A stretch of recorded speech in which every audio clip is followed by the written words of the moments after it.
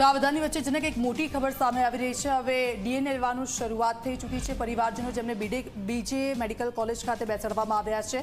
DNA match થયા બાદ જ તેમના મૃતદેહ છે તેમને સોંપવામાં આવશે। ડીએનએ મેચ કરવાની પ્રક્રિયામાં સમય પણ લાગી શકે છે।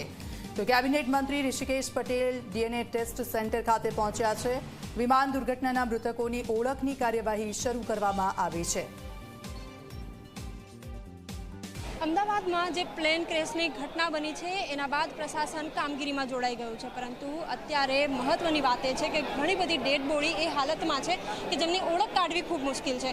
એવામાં પરિવારજનો અત્યારે બીજે મેડિકલ જે કોલેજ છે ત્યાં વ્યવસ્થા કરવામાં આવી છે કે જેથી ડીએનએ ટેસ્ટ થઈ શકે અને જે પણ જે ડેડ બોડી છે એની ઓળખાણ થઈ શકે એ માટેની વ્યવસ્થા સરકારે બીજે મેડિકલ કોલેજમાં કરી છે। ઘણા બધા પરિજનો કે જેઓ પોતાના પરિચિતને શોધી રહ્યા છે તો એમને સરકાર પણ અપીલ કરી રહી છે કે તેઓ બીજે મેડિકલ કોલેજમાં પહોંચે અને ડીએનએ ટેસ્ટ આપે।